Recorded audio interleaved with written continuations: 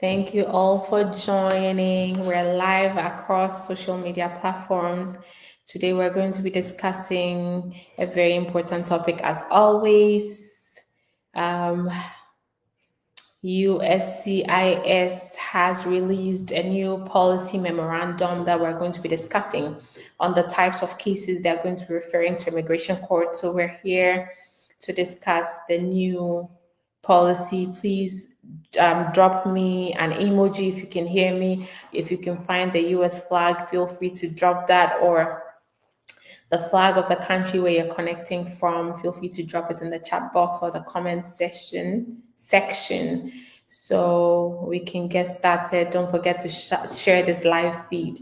Now, immigration has become like a very dangerous drug. If you have immigration problems, it's usually not advisable to discuss it with people because you never know, right? So even if your neighbor needs immigration help, chances are they may not tell you that they need immigration help. So share the live feed, share the video with your family and friends. You don't know who could benefit from the information we're going to be sharing.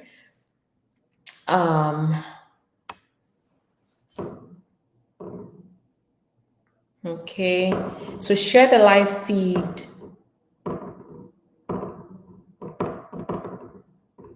Share the live feed and let's get started. I'm going to be sharing my screen with the people on Facebook, LinkedIn, and YouTube. You guys drop your comments. I can see Instagram can hear me really well. I see them dropping the US flag and the flag of the country they're connecting from. I don't see it with the other platforms. If TikTok and YouTube, Facebook, if you guys can hear me, please drop something in the chat box or the comment section. I'm sorry. Let me shift this a little bit so I can put this here. The discussion today is or concerns USCIS NTA Policy Issuance Update. All right, there you go. Okay. Facebook, let me see that you guys can see me and hear me really well. TikTok, drop an emoji, the US flag or the flag of the country you're connecting from, and we can just get started as we wait for a couple more people to troop in. Okay, so let me share my screen now. Let's see here.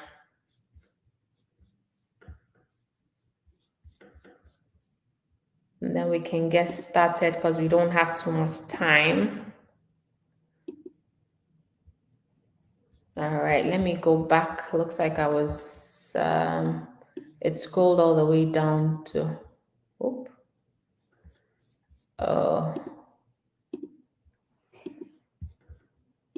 StreamYard. Okay, there you go. Now let me see where we can get started from.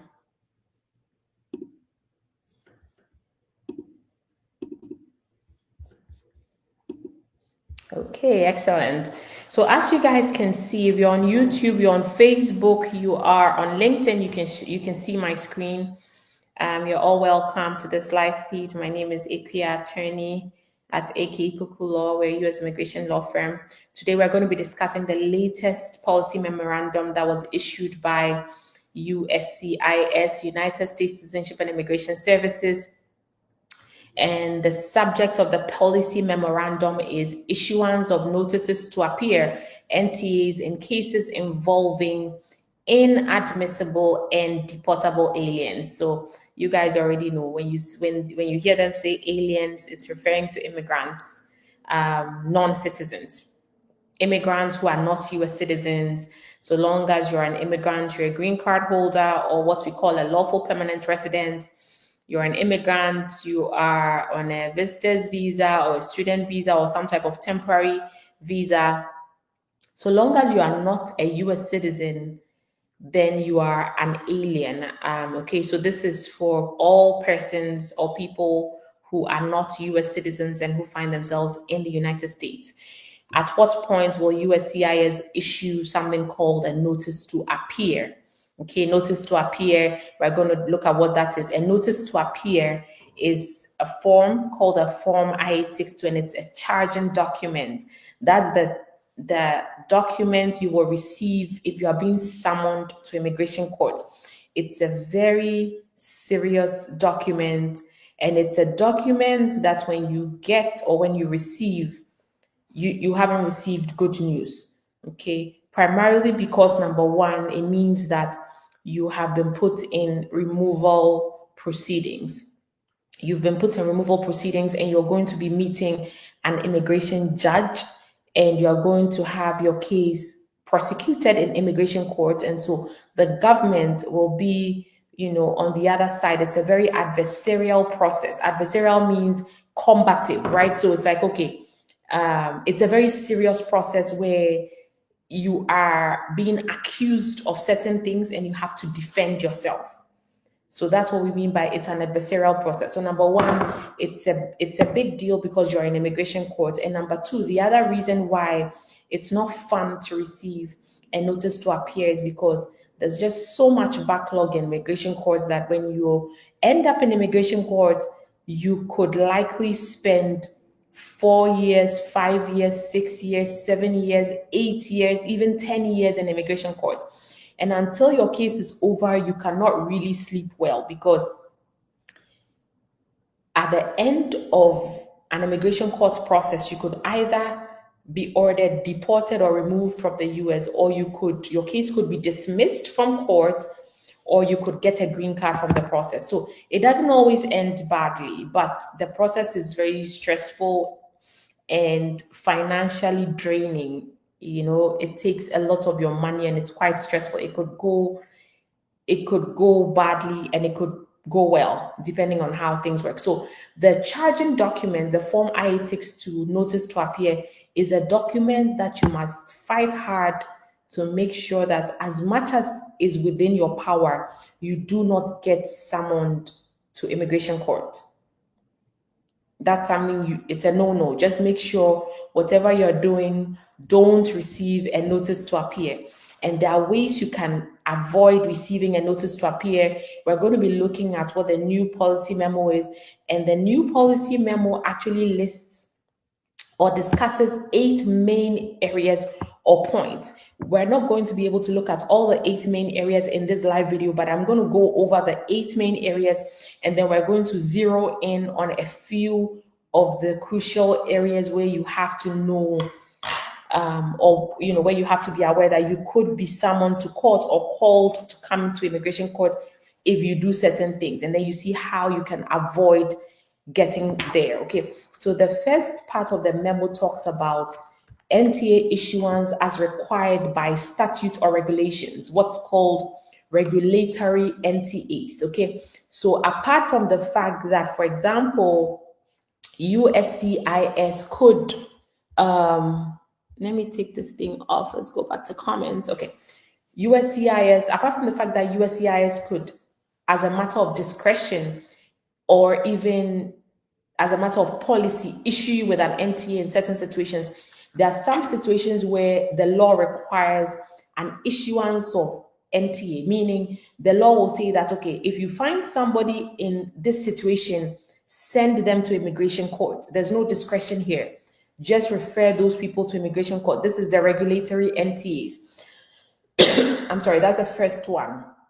First area. Second area where the policy memorandum discusses is national security cases. Third area is criminal cases. People who are, who have criminal arrests, criminal convictions. Those type of people are going to be sent to immigration court as well. Fourth area of discussion has to do with people who have fraud and misrepresentation in their immigration cases. Those kinds of people also, there's a policy for sending them to court. Then we have temporary protected status, in what cases or situations you will be sent when you have a temporary protected status or TPS. Then The sixth area we'll look at is the aliens or non-citizens who are not lawfully present in the US, or they're subject to other grounds of removability. So you know, for example, if you apply for a green card and your case is denied and you are out of status, number 6 discusses the fact that USCIS has to issue you with an NTA or a charging document and send you to immigration court. Number 7, special circumstances involving when notice to appear will be issued. Again, they mention denied cases and, you know, beneficiaries of some employment-based petitions. Then number 8 is prosecutorial discretion, how USCIS will exercise that discretion in deciding to issue an NTA or sending you to court or not. Okay, so let's get started with the first area of discussion. Let me see here. Okay. So with the first area, we're going to be looking at regulatory NTAs. Let me scroll down what's going on here. Okay, well, let's go back again to what an NTA is. It's a charging document that, among other things, it will instruct a non-citizen to appear before an immigration judge. That's what an NTA is. It will instruct you to appear before an immigration judge, and it will specify, or it will detail, the nature of removal proceedings against you, and it will also cite the legal authority for the proceedings. Number 1, it will cite the factual allegations against you, how you enter the United States, what your status is, you know, the factual allegations that support the fact that you should be removed or deported, and then the charges that are against you, that are being brought against you. USCIS does have authority under immigration laws to issue notices to appear, and, you know, thereafter, notice to appear is filed with immigration court to start removal proceedings under Section 240 of the Immigration and Nationality Act. Okay, you guys are going to have a chance to ask your questions, so don't worry, we'll be getting to questions session soon. Okay, so under regulatory NTAs, we'll not look at everything, but we'll just pick a couple of examples. One of the most common ways to get yourself in immigration court, number 1, if you have your conditional permanent residence status terminated. Okay, so there are 2 types of green card holders in the United States. We have the conditional permanent residents, and then we have the 10-year green card holders. The conditional permanent residents are people who have 2-year green cards. The other types have 10-year green cards. If you have a conditional permanent resident card, usually means for those who got their green cards through marriage, their marriage was less than 2 years at the time their green cards got approved. 90 days before your green card expires, if you're trying to file a joint petition to remove the conditions from your green card, then you need to do so with your spouse 90 days before your green card expires. Now, this law was introduced in I believe in the early 1990s, where they wanted to put a roadblock, or they wanted to prevent people from entering into fraud marriages. And so what the government said they would do was that if you applied for a green card based on a marriage, then they were going to give you a conditional green card, where they would give you, well, it's a green card, it can do everything a 10-year green card can do, just that it's only valid for 2 years versus 10 years. So that 90 days before that 2-year green card expires, you file again to immigration and tell them, oh, 2 years ago, we applied and said we were married. Here's how the marriage is going. Here's what the relationship is looking like. Here's how we've evolved. See, it was a true marriage. It was not a transactional marriage. And now what happens is that if you apply for the removal of conditions and for some reason it's denied, then you're going to end up in immigration court. You know, there's some conditional permanent resident statuses that are obtained through the investor visa, through the EB-5. We won't focus on that now. So if your conditional permanent resident status is terminated, you'll find yourself in immigration court. So you got to make sure that you remove the conditions on your green card. Some people make a mistake here. They go file the I-90 instead of the 751, 2 separate processes. You can only do the I-90 if you have a 10-year green card and you're renewing, or replacing a lost green card. If you have a conditional permanent resident status, you don't renew the green card, you remove the conditions, right? So you want to make sure you are doing the right thing.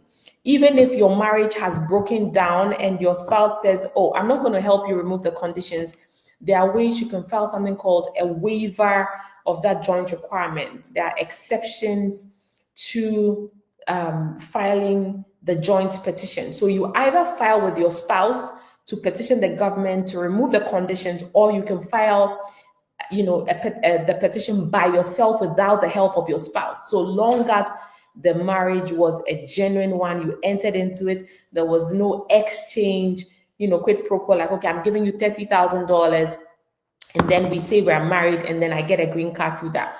The marriage cannot be based on a transaction. It has to be based on the fact that you intend to establish your life together. So therefore, even if the marriage ends in abuse or divorce or death, without your spouse, you're still able to remove the conditions. Please don't wait until you end up in immigration court before you try to remove the conditions. Yesterday, I had an in-person consultation with a potential client, and very interesting. His green card expired about 10 years ago, and he did not know. Can you guys believe it? He kept his green card in a safe place and never bothered to check when the date of expiration was. He had been working at the same place for several years. They knew where he worked. The work people knew his status and knew that, oh yeah, he's a green card holder, and also never bothered to check whether he had valid status. And his green card expired 10 years ago, and he's now getting to it. And he even came not to even address his own issue. He was trying to file for somebody else. I'm like, let's focus on you. We have to sort this out immediately. You cannot be walking around with an expired green card, expired status. Again, remember that you are and continue to be a lawful permanent resident status of the United States until that status is, taken away in court, or you abandon that status. Okay, so the green card expiring doesn't mean your status has expired. The green card is only evidence of your resident status. The green card is not what gives you status. You already have status by operation of law. And so even if your green card expires, you continue to be a green card holder of the United States. So expired green card, lost green card does not mean you are not a lawful permanent resident. You can lose your permanent resident status by operation of law and in certain specific situations that we'll discuss later. Okay, so make sure that if you do have a 2-year green card, you're keeping an eye on the date of the expiration. You cannot, especially not at this time, you cannot afford to not be focused on your immigration status and be intentional about it, about renewing, about proactively doing what you need to do to ensure that you're maintaining status at all times. Okay, so just ensure that you file removal of conditions when you need to file it. Let's go on to the next. Let's see. Well, national security cases. Not that many people are a threat to national security, but if you are engaged in or you are suspected of terrorist activities, then you will be prioritized. Your case will be sent to immigration courts. Once USCIS realizes that you're a threat to national security, you'll be referred to immigration courts. So that's the second one. Then under criminal cases, DHS prioritizes the apprehension, or they prioritize arresting and removing non-citizens or immigrants who pose a threat to public safety. So if you have filed a case with USCIS, for example, you're applying for a green card and you have arrests or convictions, or you have you've raped somebody, you've beat up your wife, or you've hurt someone, or you've stolen something, you have a history that involves criminal conduct or interactions with the police, that is a problem, and you're going to be referred to immigration court. Your case will be referred to immigration court. So it says USCIS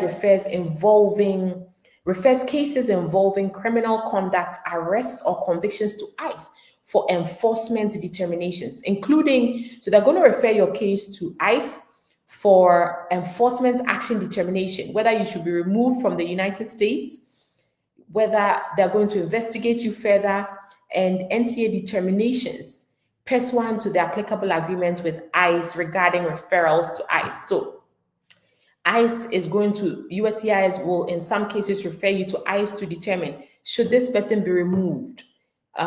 Should there be an enforcement action taken against the person?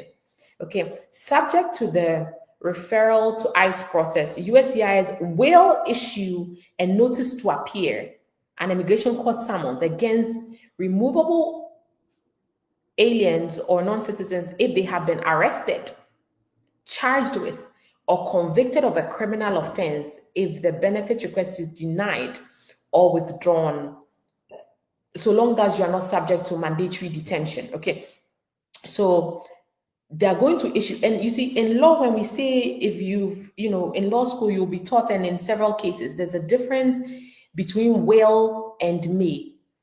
Where the drafter or the legislative drafter or the drafter of the policy memorandum says that USCIS may issue an NTA or a notice to appear, it means that it's permissive. The officer's discretion is being called here. Like, you may issue, it's not, you don't have to issue. And so you will look at the circumstances, the totality of the case, and decide as an adjudicator whether or not you want to enforce or carry out what you are supposed to carry out. But where the law says, or the memo or policy says USCIS will issue, it's mandatory. They are going to issue. There's just no room for discretion here. They will issue. Will is certain. There's no may, there's no, well, maybe, or perhaps, or permissive. It's almost a given that they are going to refer you to immigration court if you've been arrested, charged with criminal offenses, if your benefit request is, number one, denied. What does this mean? You have met a US citizen and you've gotten married, and the citizen has applied for a green card for you. And, while you're, before the green card, they apply for the green card for you. Let's say you got arrested for a road traffic offense, something. Maybe you knocked somebody down, or you hit another car and caused bodily injury or something. If you are convicted of the criminal offense, perhaps you were negligent as you were driving, then USCIS will refer you to immigration court to go and answer in court. Now, if your benefit request, you withdraw it, your case will also be referred to immigration court.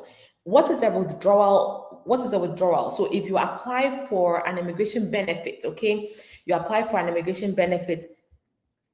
Let's say you apply for a green card, and you decide that for some reason you don't want to pursue the application. You don't want a green card anymore. You're withdrawing. Sometimes it's a good legal strategy to withdraw if you could get in trouble by pursuing your application. Okay, we've had cases where we've advised people to withdraw their applications, where, for example, you get married and it was a fraudulent marriage. You get married, you paid money, and sometimes, they'll come and see us and we see that, USCIS is likely going to conduct or has started conducting investigations into this case. They can go into your wife's mother's house and then show your picture and ask your wife's mother, is your daughter married to this man? And sometimes the wife's mother has no idea that daughter is even married. They'll go to your wife's workplace and find out, okay, can we have the records? Perhaps by subpoena or whatever, can we have the records? They have so many ways of checking databases. And they see that, your wife stated in her employment records that she's single, and yet she's claiming to immigration she's married. So sometimes USCIS will start to put two and two together. And at the time, what you want to do is to try and stop them from going too far investigating, because once they do investigate and they find that, there is fraud by substantial and probative evidence, then you get something called a 204C bar, a marriage fraud bar, and you can never ever get a green card in the United States or any type of immigration benefit. So a withdrawal can be an effective tool to stop them from getting too deep into adjudicating your case. And the legal effect of a withdrawal is that they don't bother their resources anymore. They don't continue to spend time or money sending agents to, or field investigators into your home, into the communities to find out about your marriage or to conduct investigations. You just stop them in their tracks. A withdrawal can be an effective tool in some situations where you apply for citizenship and you're not eligible. And maybe you apply, sometimes people will apply without consulting with a lawyer, and then they get a notice of continuance. And then they come to us and we realize that, oh my God, you do have a deportable issue, an issue that could cause you to be referred to immigration court and be put in deportation proceedings. At that point, applying for US citizenship is not the best for you. So we could advise you, we have to withdraw or file an effective withdrawal. Now, the policy memo is saying that in some situations where you have withdrawn your case, if you are convicted of a criminal offense, then you are likely to be put in removal proceedings. You could be sent to immigration court. Okay, so just be aware. These things are to let you know when your case could be sent to immigration court. Avoid criminal issues. Avoid getting into any type of problem with the law as much as is within your power. Now, let's go to the fourth ground where USCIS is going to issue or send you to immigration court, where there's fraud and misrepresentation. Okay. So it says here in the memo, to uphold the integrity of the immigration system and address fraud, USCIS will issue an NTA in cases presenting substantiated fraud or material misrepresentation. When your case has substantiated fraud or material misrepresentation, they will issue an NTA. Again, it's not permissive. They're going to send you to immigration courts where they can substantiate that there's fraud, meaning there's palpable fraud. They can actually touch, they can see the fraud. The fraud is there. They've verified and they have evidence that you've committed fraud some way, somehow in your case, or there's a material misrepresentation.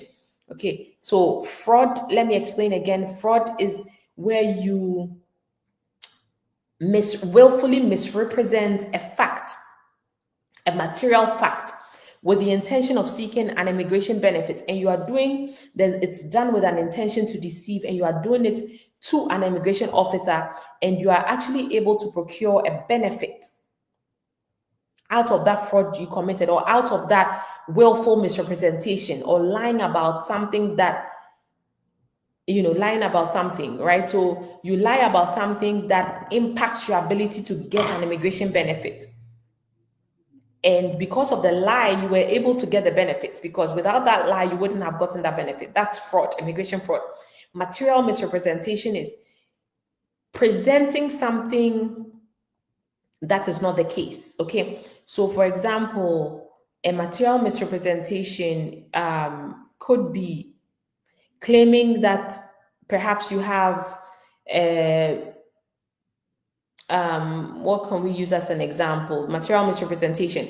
Let's say you have a criminal, you are aware that you have a criminal conviction, and then you will misrepresent and pretend that you don't have any criminal conviction by omission.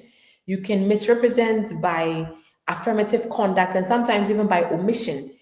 Failing to submit some information could be viewed as a material misrepresentation, because you misrepresented, or you presented facts alternatively. You didn't present the truth, and it was material, meaning it was that lie or misrepresentation could impact the outcome of your immigration case. It could sway it in one way, positively in your favor. Okay, because if it was immaterial, then it doesn't really matter. So for example, if you are married to a US citizen, and let's say you were not properly divorced, and you are aware that you were not properly divorced, and so your current marriage is invalid, and you go and present a fake divorce decree, and you submitted that, oh, my first marriage, I have a divorce decree, when you know that that divorce decree is fake. That's a material misrepresentation, because your new application, where your spouse is supposed to apply for a green card for you, it will not be approved if you don't have a valid and underlying divorce decree from your prior marriage.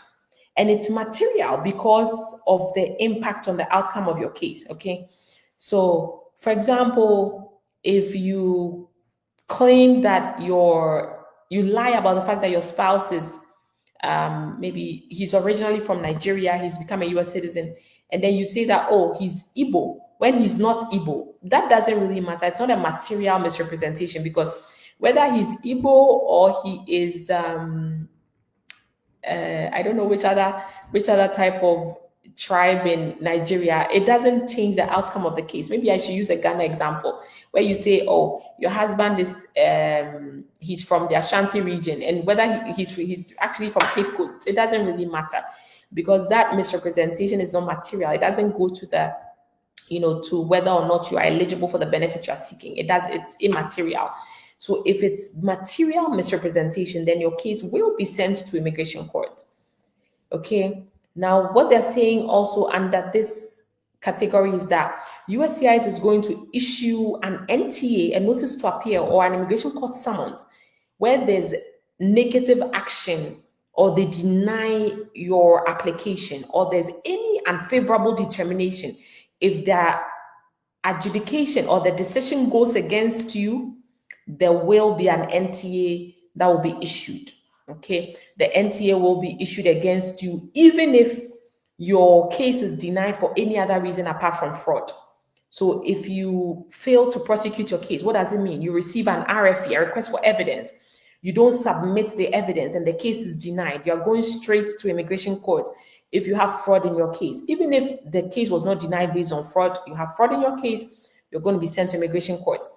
If there's abandonment means that you don't pursue your immigration case to its logical conclusion. So you just leave the application. You receive the notice of intent to deny, for example, and you have 30 days to respond. You don't bother to respond or tell immigration that, oh, here's the answer to what you're asking. Then if the case is denied, you'll be sent to immigration court. If your application is terminated or denied based on the fact that you've withdrawn the case, let's say petitioner goes and says that I'm withdrawing the case, your case could be sent to immigration court so long as there's fraud. Again, even if there's no fraud, we'll be going to that portion of the NTA policy issuance, so don't worry. But here we're talking about where there's fraud on your record. Okay, and then where your approval is revoked. Sometimes USCIS will be this, they will approve your case. They could say, oh, okay, yeah, we've approved your case. And then a few months later, they find derogatory information and they will revoke the approval, meaning they're rescinding or going back on the approval. They're like, okay, we approved this, now we're revoking it. It's no longer approved. In such a case also, then your case can be sent to immigration court so long as you are removable and USCIS determines that there's fraud in your record. Okay, let's move on to the next thing. TPS, we will skip that. Let's go to number 7, special circumstances involving NTA issuance. So it says here in the policy memo, typically USCIS will issue a notice to appear after taking adverse action on your benefit request. So if they take a negative decision or they deny your case, simply put, that's right there, denying an application, they will issue you with an immigration court summons. You will be sent to immigration court. However, USCIS may issue an NTA in other circumstances that don't necessarily result from a denial of your case. In some cases, some people will ask that they can tell immigration and say, look, can you just take me to court? That's where I could probably get relief or get a green card. And that's also a legal strategic decision that you can take. Sometimes if you are not, you may not be eligible for an affirmative application, you can ask USCIS in writing and say that, okay, can you send me to immigration court so that I can try to get a green card through there?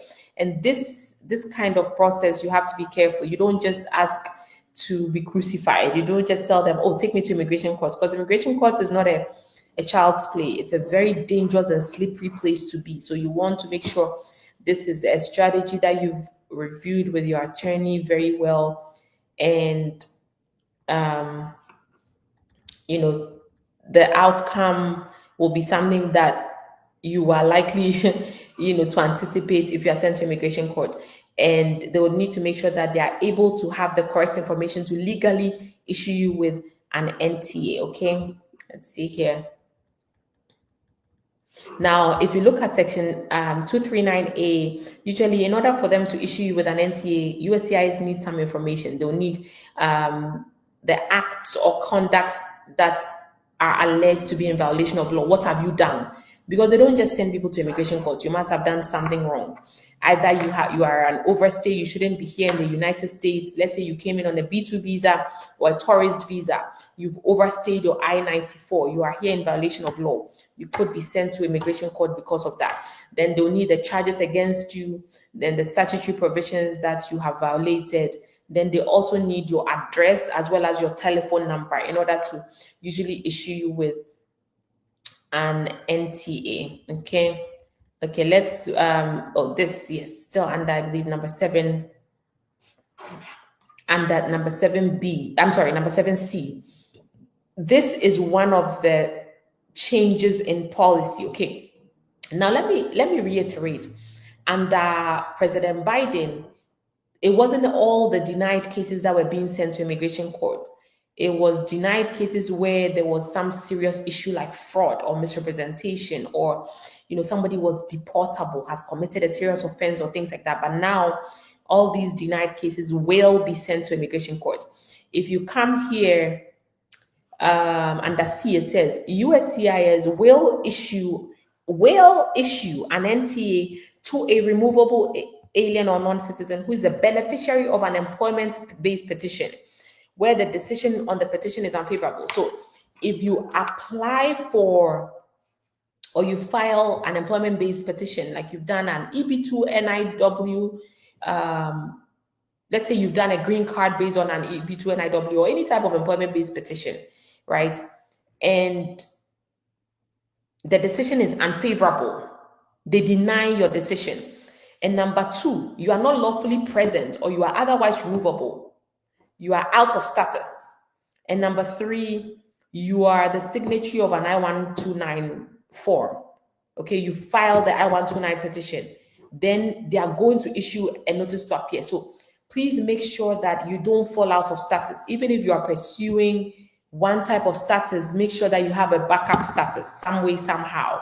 Talk to your attorney on what to do in these type of situations, because now, even in Trump's first presidency, what people call Trump 1.0, when he became a president in 2017 to 2021, where employment-based petitions were denied, people were not being sent to court. Now, if your employment-based petition is denied, then USCIS will issue you with an NTA if these conditions that I just mentioned are met. Okay, now let's look at D, certain naturalization cases. This is another very interesting part you have to pay attention to. If you apply for naturalization, citizenship, you want to be a US citizen, and they find out that you are deportable under INA section 237. So for example, you are convicted of certain aggravated felonies,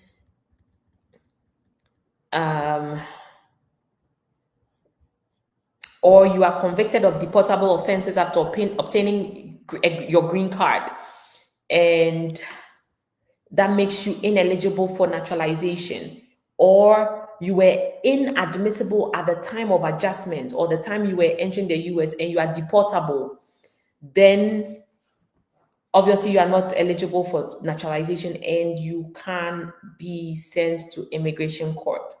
Okay, one of the very interesting things we see here, for example, is that some people, they don't qualify for citizenship. They just sit in their bedrooms, because the forms are available for free, online. People just download them and start typing anything and sending them to immigration court. See, when you are typing and putting in information, there's no legal bell in your bedroom that will ring and tell you, oh my God, you have just incriminated yourself. Ding dong, can you stop? There's nothing. And which is why it's a good idea to always have an attorney, because the attorney is the one that will review your eligibility and can be your sounding board and tell you, no, this is a major problem. Do not, we're not going to submit this type of case, right? So people will sit in their bedrooms, they will come in on a particular type of visa, immigrant visa, which will tell them, or they're not supposed to do certain things. For example, there are some visa types where you should not get married before you come into the US, like F2B category, F1 category. You cannot get married before being admitted, even if you have an immigrant visa. If you do that before you come into the US, your entire immigrant visa or your status is revoked. If you don't know these things and then you go and apply for citizenship and they find out, then you will be sent to immigration courts because you were not admissible at the time of coming into the US, right? So there's several ways that you can be deportable, committing some offenses, rich, just violating temporary restraining orders, and a whole lot of a list of deportable offenses, criminal activities, or things that you shouldn't be involved in. Be aware of these things. If you have these type of things, you apply for citizenship and they find out that you are deportable, you are going to be sent to immigration court, and it becomes very stressful to get out of immigration court. All right. So now enough of the chatter. We're going to, I think we can just let's just mention here. In general, prosecutorial discretion is the authority of an agency charged with enforcing a law to decide whether to enforce a law against someone. The exercise of prosecutorial discretion can mean that USCIS either decides to or not to assess the full scope of its authority as permitted under immigration law. Okay. Yeah. Let's now let me see if I can take some questions and then we can. Oh, I hope you guys could see me when I was sharing the screen. Okay, well, let's see if we have some questions that we can answer. Betty Biney says F1 cannot be married before entering. Yes, you cannot get married before entering. So we have two categories of filings. Okay, we have the immediate relative category. Those are the spouses, minor children of US citizens, and parents of US citizens. Then we have the second category called preference immigrant category.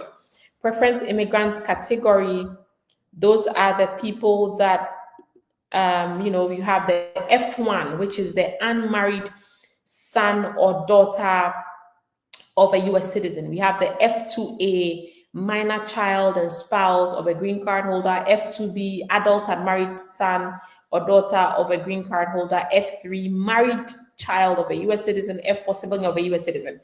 F1, your category in essence means you are unmarried, and so you cannot be married before you enter the US on that immigrant visa. See, immigration law has a lot of loopholes, tricks, and people just fall in trouble sometimes even without meaning to break the law, which is why it's always a good idea to work with an attorney. Even if you didn't work with an attorney, call and find out, okay, let me speak with the attorney. Here's my case. Is there anything? Is there a problem here? That's why we went to law school, to help you on these things. But F1, you cannot be married before entering. Otherwise, you revoke your petition and your green card becomes deficient. It becomes, a problem. And usually you will not be able to become a US citizen if they catch that issue. Okay, so let's see if we can find some TikTok. Grace Light Hub on TikTok says immigration is costly, oh, almost $5,000 in everything. Hey, well, guys, it is what it is. You see, immigration is very costly, absolutely, because sometimes, I mean, the stakes are very high. The stakes are very, very high. And you see, if you look at it, it's like, oh, 5,000. You see, one interesting thing I tell sometimes my clients and my team members is that immigrants are they can be a very interesting group of people. Somebody will tell you, oh, pay me $25,000 and I will give you, I'll get married to you and I'll give you a green card. That's a fake process right there, right? But people will pay. People will find $25,000 for the fake process. The same immigrant, you'll come to a lawyer and the lawyer will tell you, oh, there's this legal route, it costs $5,000.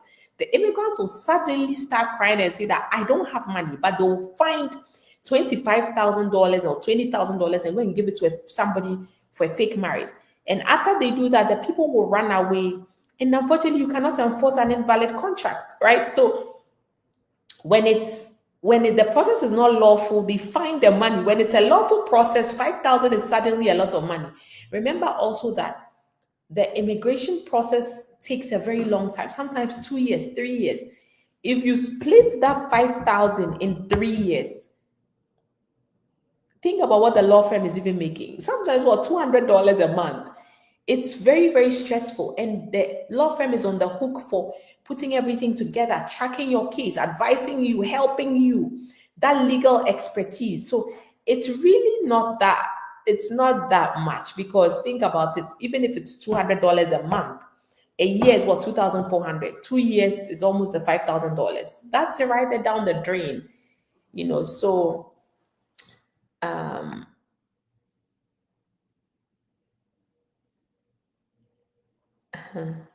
okay, Grace Lighthub says, and this is even charitable organization. The lawyers don't make anything. Okay.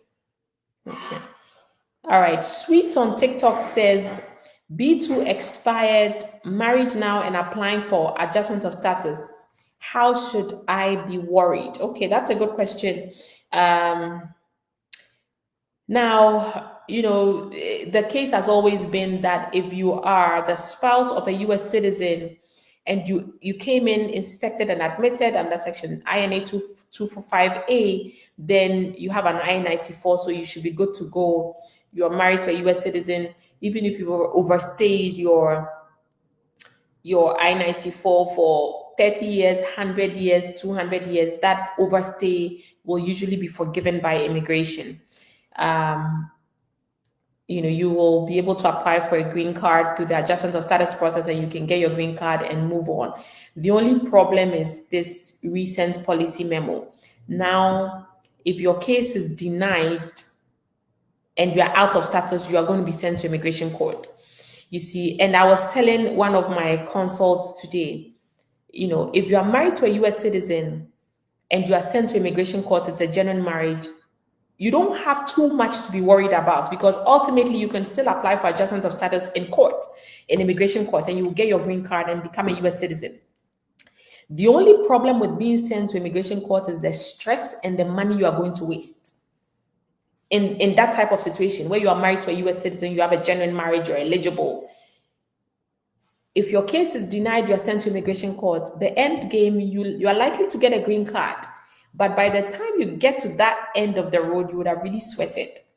You would have lost a lot of money, because it's very stressful, it's expensive, and your peace of mind. You see, so it's not a good time to DIY, do it yourself, because if your case gets denied, then the latest policy memo that was issued on February 28th, just a week ago, mandates USCIS to send you to immigration court. So it's a good time to work with an attorney to make sure, because as I tell my clients all the time, we file hundreds of these applications all the time. And so we know what they're looking for. We have a method to their madness, right? Because if you do it all over and over and over again, you know what they're looking out for and you are able to meet their requirements. So yeah, I mean, if everything goes well, you should be fine. But if anything goes wrong, then immigration court will be your new home. And if you think that is worth hiring an attorney for, I would absolutely do that. Okay, great. I see some people following us on social media. Please make sure you follow us on social media, AK Poku, across all social media platforms. Like this live video. Keep dropping your comments. If I'm communicating to you, if you understand what I'm saying, just drop me an emoji to show me this, that you guys can hear me, you understand what's going on, and that can ginger us to do more. Okay.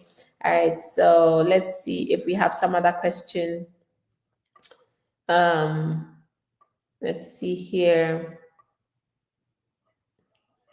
We're going to be ending this live video soon. Um,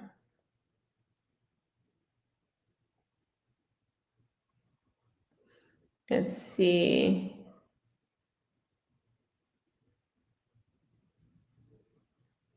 Some of the questions I don't understand them, so I'm just having to skip them. Let's see here on Instagram. Okay. Tony B Live says on Instagram, please, what about O2 visa? Can you get married after you have overstayed your visa? Also, if you are married to a US citizen, does age gap really matter? Let's say 20 years difference. Yes, so long as you're inspected and admitted, you can adjust your status. If you are married, um, even if you've overstayed, once you are married to a US citizen, then your overstay will generally be forgiven. Does the age gap really matter? That's a good question. Yes, age gap matters. I mean, you see, when you apply for US immigration benefits, the burden is on you, the benefits requester, to show that you're eligible for the benefits. And one of the things they're looking out for in a marriage-based application is that the marriage, you entered into the marriage to establish life together. And one of the, I'm sorry. Okay. One of the things that they look out for, one of the fraud triggers. Okay, we're back on Instagram. One of the fraud triggers is the age gap. They look at the age gap. If there's a very wide age gap, then it's a fraud trigger. But obviously, that's not looked at in isolation or in a vacuum. It's looked at the totality of the circumstances, your entire case together. It's a holistic view of your case. And so, age 20 years, it matters. But what are the other types of evidences that you have? Do you have evidence that you guys are truly in a relationship, in a bona fide marriage? How did you meet? How did the relationship evolve? Because let's be real, there are people who have sugar daddies, they get married to them, or there's a big age gap. So that's certainly a possibility. The fact that there's a 20-year age difference or a 30-year difference or even a 40-year difference does not mean the marriage is not real, but it depends on your other evidences. Okay.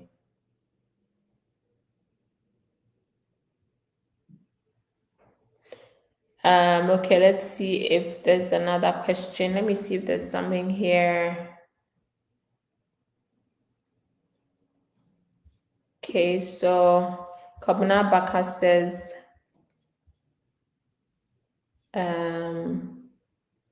how long does the I-485 take to be approved after the I-130 approval? It just depends. It depends. It really, really depends. We've seen cases where the I-130 would be approved, and then the next day the 485 is approved after the interview. Other cases, I-130 can be approved, and then they'll contact you for an interview for the 485 because they want to establish the admissibility of the foreign national, right? Let me explain that the I-130 is the petition of your US citizen spouse if you're married, or your green card holder spouse. The I-485 is the petition of the foreign national, so the immigrant who's applying for the green card. It's their petition. So sometimes they find that the relationship is fine, so they'll approve the case, the I-130. But the 485, they want to determine that you are admissible, you don't have any issues that make you inadmissible or whatever. So sometimes that could take a while, and there's just no rhyme or reason. Like the timeline really, really differs. It just depends. Okay. All right.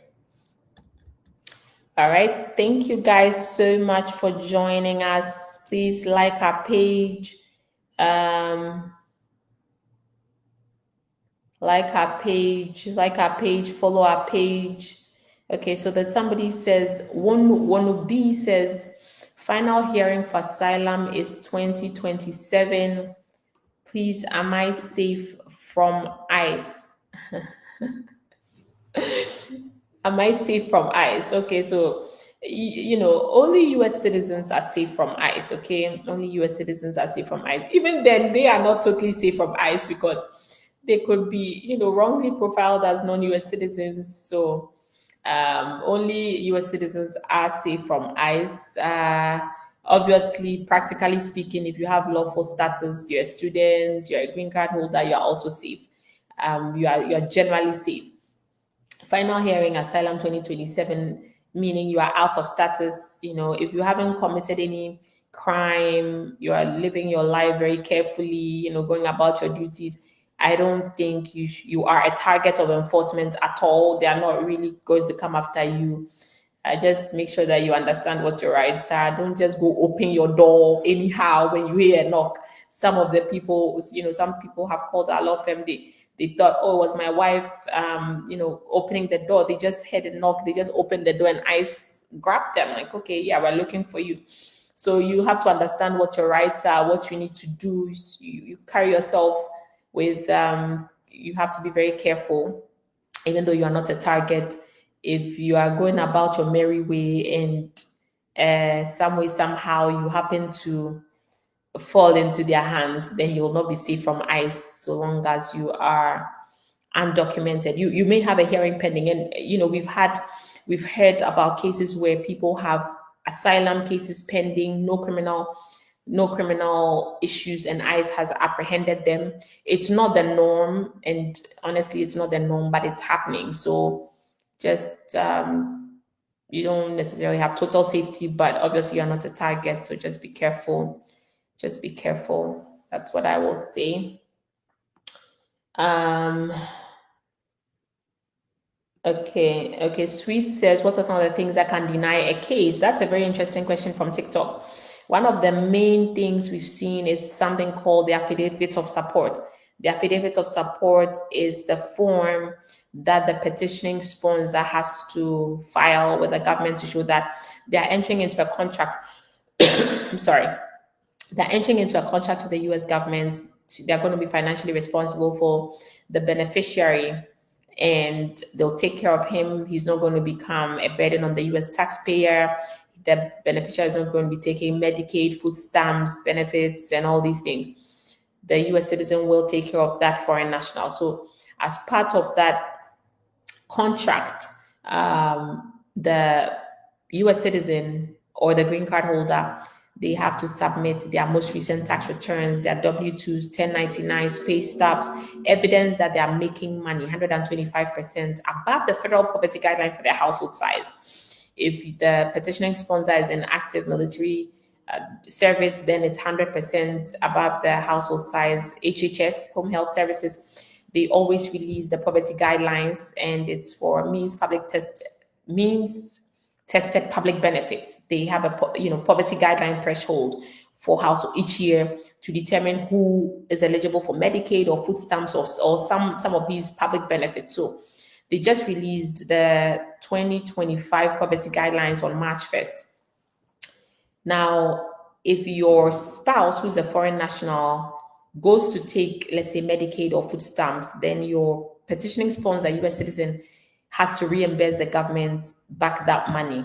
It has to reimburse the government, is what I should say. That your spouse will reimburse the government. So one of the things is that the affidavit of support form it can get a little complex if you don't calculate household size well, if you don't demonstrate that you are making enough money.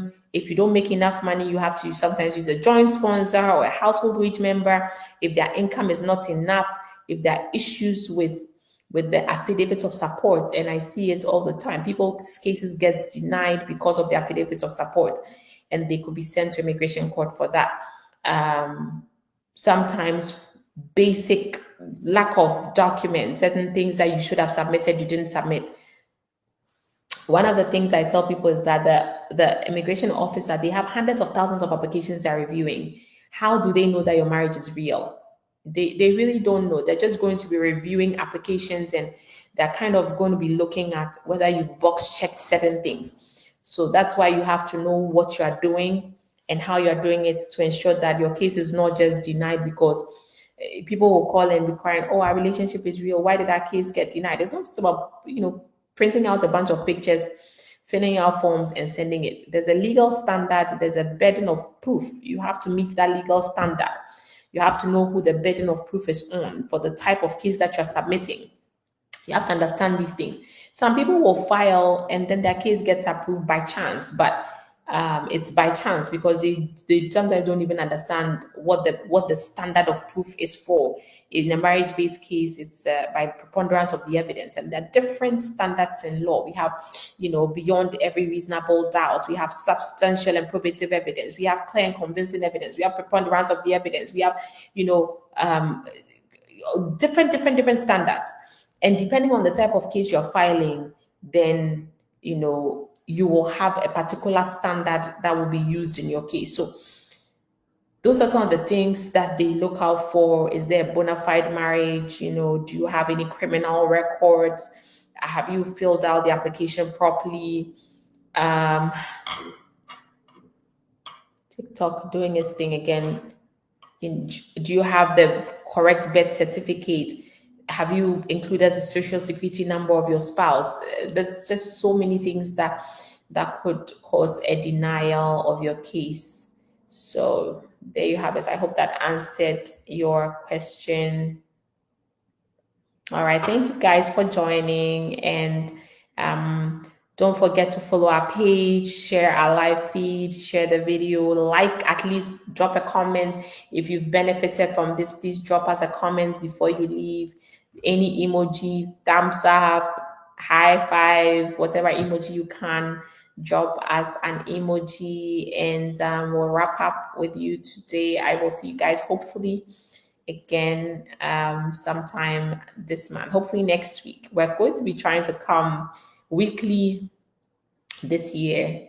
Last week we couldn't make it, but hopefully we'll be coming more and more this year as we try to help you guys through this tough period that we're in. If you do need our help, obviously you know how to get in touch with us, but let me share our contact number 802-780-0564. If you're outside, we're on WhatsApp internationally. You can find us on WhatsApp and you can get in touch with us. You can also just Google AK Poku Law on Google and you'll know how to get in touch with us. Email us, call us, text us. And we'll be here to assist you as always. Thank you all for joining, and I'll see you guys soon. Take care. Bye. Bye-bye. Thank you.